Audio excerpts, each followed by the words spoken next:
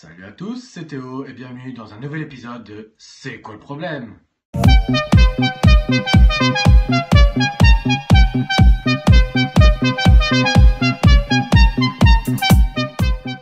Aujourd'hui, nous allons parler des déchets plastiques. Mais c'est quoi un déchet plastique? Je sais pas, et je m'en bats les couilles. Merci Kevin. Il faut savoir que les déchets plastiques englobent les déchets non biodégradables qui engendrent la consommation de produits pétroliers, de l'eau, de l'énergie et émettent des gaz à effet de serre. Et qui sont tous responsables du réchauffement climatique. Mais c'est quoi le problème? La fin de vie de ces déchets plastiques est nocive pour l'environnement car leur recyclage n'est pas rentable. Deuxièmement, ça tue les animaux. Troisièmement, ça remplit les océans. Et enfin, ça provoque la création d'un énorme vortex dans l'océan Pacifique, aussi appelé le 8e continent, composé uniquement de déchets plastiques. Donc voilà, on a fait le tour de tous les gros problèmes qu'on pourrait rencontrer avec ces déchets plastiques. Mais quelles solutions apporter? On peut ranger les solutions dans deux catégories. La première catégorie, c'est les solutions simples. Et la deuxième catégorie, c'est les gros projets, les trucs qui pèsent, les trucs badass, que du lourd quoi. Enfin, t'as compris.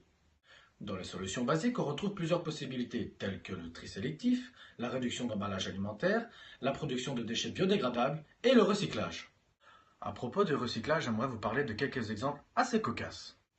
Un premier exemple, il s'agirait de pavés créés à base de déchets plastiques recyclés qui ressembleraient à ceci. Deuxième exemple, il s'agit de maillots de football créés à base de déchets plastiques recyclés. Voilà, ça c'était les solutions simples. Ensuite, viennent les gros projets, les grosses solutions. Est-ce que vous avez déjà entendu parler du Great Pacific Garbage? Eh bien, il s'agit ni plus ni moins d'un drone marin créé pour lutter contre les déchets plastiques. Ce drone est doté d'un échosondeur permettant de s'orienter et de détecter les débris. Dans un premier temps, une fois que le drone a réalisé son parcours, il va recharger ses batteries auprès d'une plateforme de recharge hydrolienne. Et dans un second temps, il va vider ce conteneur dans un chalutier qui ramènera ces déchets à terre où ils seront revalorisés en énergie.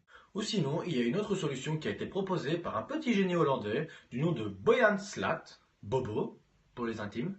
Son projet est de ne plus utiliser d'énergie pour lutter contre les courants marins. L'idée est de s'appuyer sur des bases fixes telles que des barrages et de laisser les courants amener les déchets dans ces barrages flottants. Voilà deux gros projets très intéressants qui ne sont malheureusement pas encore mis en place, mais cela ne saurait tarder. Dans le même style que le sous-marin dont je vous ai parlé précédemment, il y a aussi le projet Seabean. Le projet Seabean ayant été inventé par deux surfeurs australiens, Pete Selinski et Andrew Turton. Il s'agit ici de nettoyer les océans grâce à une poubelle écologique automatisée. Le dispositif de ces poubelles est conçu pour flotter à la surface de l'eau et aspire tous les détritus grâce à une pompe à eau. C'est dans les ports que l'on retrouve le plus souvent ces poubelles, car c'est là que résident le plus souvent les déchets plastiques. Une autre particularité aussi de ces poubelles, c'est qu'elles peuvent aspirer d'autres liquides que de l'eau, tels que l'huile de moteur par exemple. Du sale m'amène. Et voilà, c'est tout pour cette vidéo. J'espère que ça vous aura plu et que ça vous aura touché. Sur ce, je vous dis à la semaine prochaine avec un nouvel épisode de C'est quoi le problème? Et surtout, n'oublie pas de t'abonner.